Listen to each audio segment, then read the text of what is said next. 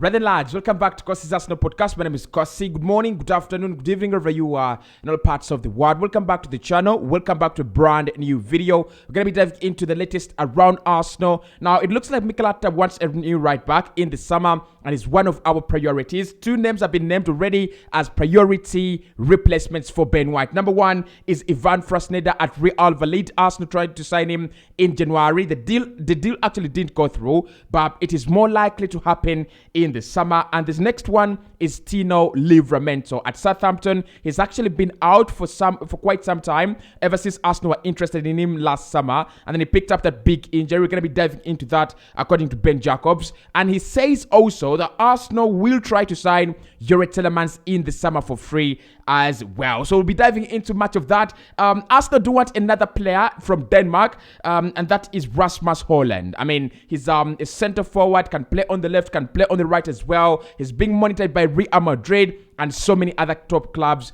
around Europe. Hit the like button for me, subscribe to the podcast as well. Let's get this video to 400 likes. And of course, do subscribe to me on the 90 More podcast on YouTube, because much of your content is also around there. But for now, let's get into it. Now, Ben Jacobs, one of those journalists that have really become very, very strong in the past 2-3 years, especially when it comes to transfers on the side of Arsenal. He's actually doing very, very well. Has given us a very huge update among all the rumors that we're having. Declan Rice, Tielemans, and a central midfielder. Now, he says Arsenal's priority this summer will be a right back. And he says Mikel Arteta wants to find a better right back than Benjamin White.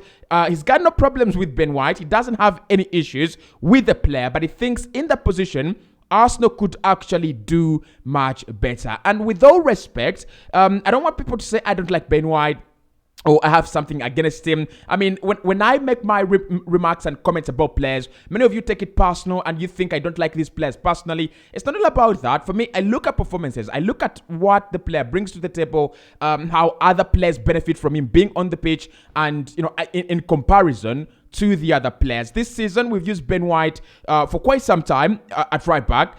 And whenever Tomiyasu has come on, whenever we've had Tomiyasu, come into the team, it has felt much better. Apart from the Manchester City game, where I felt like Tomiyasu was really, really bad, and I don't think Ben White was a solution in that regard. I don't think Ben White would have been a solution to Jack Grealish, Kevin De Bruyne, and Erling Haaland. Look, we already saw it over the weekend. He was absolutely torn apart by Emi Buendia, Philippe Coutinho, Ole Watkins, and that Aston Villa attack. So I think Mikel is very, very right here. Go in the market, find a proper right back. Then your 50 million pound signing Benjamin White can be a cover for William Saliba if Rob Holding leaves, and then he can be a cover for whoever plays at right back if we get an injury or in situations of rotation. But for me, this is a wise move from Mikel Arteta. This is a very, very nice move from Mikel. So what we know from Ben Jacobs, he says the right back position is going to be looked at in the summer as a priority, and we're going to look at two names. Number one, let's look at Ivan Fresneda, the boy at Real Valladolid. Now, we talked about Ivan Fresneda in January.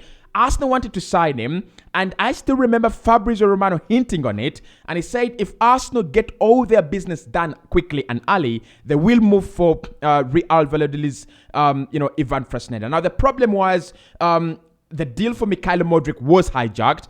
After that, Arsenal had to renegotiate again with Leandro Trossard, and then we had to find a replacement for Thomas Partey. And then I think we signed Jakub Kivior instead of Ivan Fresneda. The deal with Ivan Fresneda didn't happen for me because of one or two reasons. One, I think Valladolid didn't want to sell in January, and that's why we're hearing all these reports of Arsenal are willing to sign him and then let him go back to Real Valladolid or stay in Spain for another 6 months and then joins us in the summer. Now, look, personally, a player signing for us in January and then joining us in the summer, it's the same thing as negotiating a deal in June and the player, signing in June. Yeah, maybe there might be, variations in prices, given that the competition will be a little bit, higher. Dortmund will be in there. I think there are a few other clubs that are looking for a right back. And Ivan Fresneda has become a hot property, like a really, really hot property. But what I like about this is this. Fresneda is a real right back. He's born and trained and coached as a right back. I don't want to blame Ben White so much in most instances. I want a player that's going to be caught out of position. I want a player that is going to be playing, in a natural position, so that when I'm criticizing, I'll criticize him and say, you're a right back, you cannot do that, right?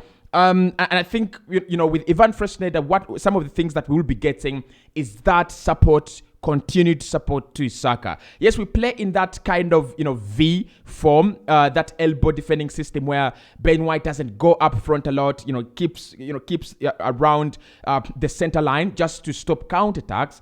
But to be honest, I don't think Ben White is bringing utmost value to Arsenal in that position. Playing at right centre-back, I don't have a problem with Ben White playing at right centre-back. I told you last campaign, and I've never criticized Benjamin White last campaign as a centre-back.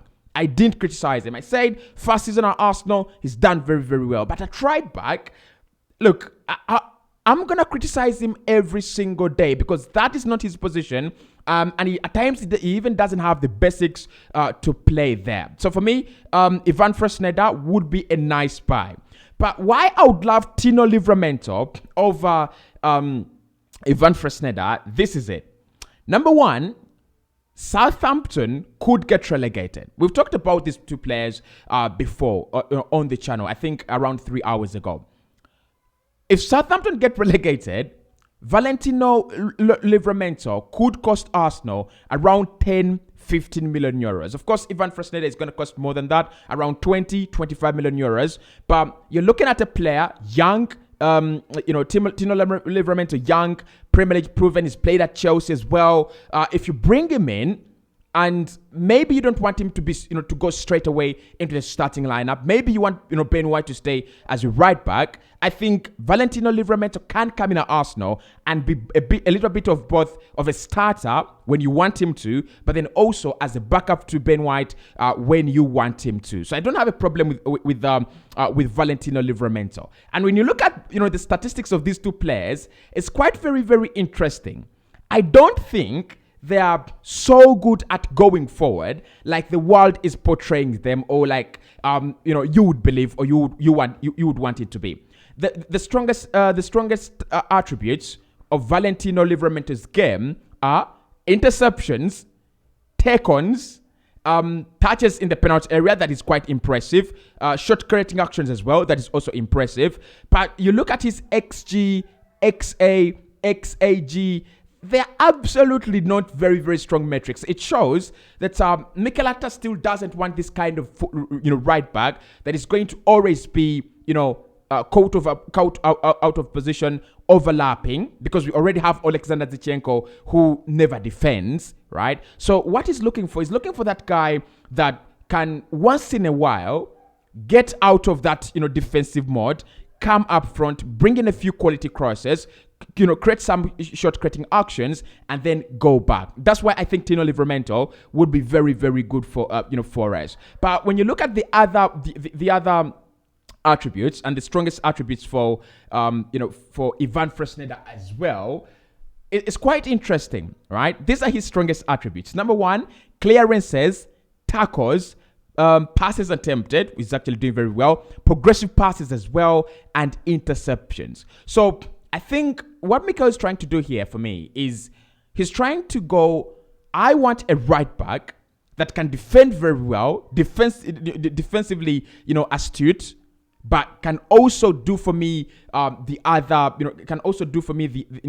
activities. Go on, cross the ball, and give problems to the left back on the other side.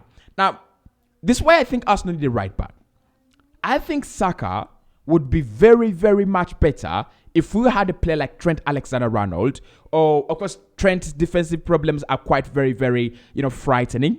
But if we had a player like Reece James, I think Saka would be a better player.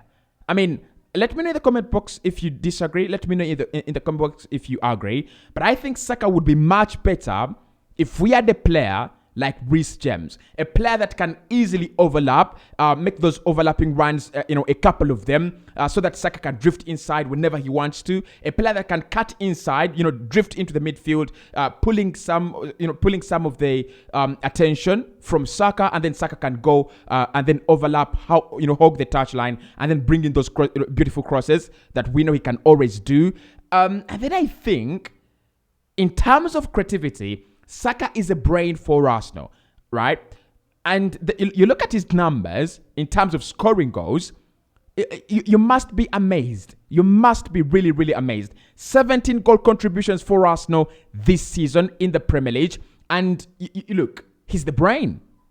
If nothing happens with Saka, nothing happens with Arsenal. So this is what I'm going to say.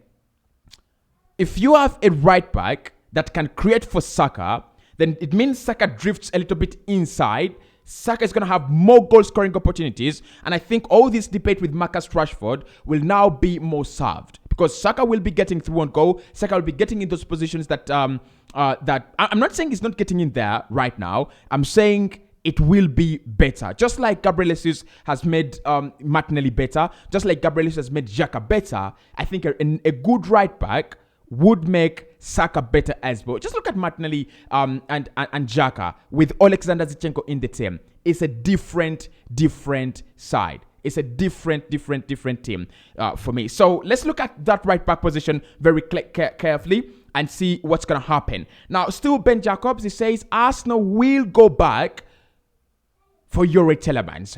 Roller coaster, deja vu. Now, look, I know this is more of a deja vu, but what are we supposed to do? What are we supposed to believe? I don't believe, and I told you this, I can't believe that Arsenal decided not to sign Youri Tielemans, a player who has not put a foot wrong ever since the interest in the summer.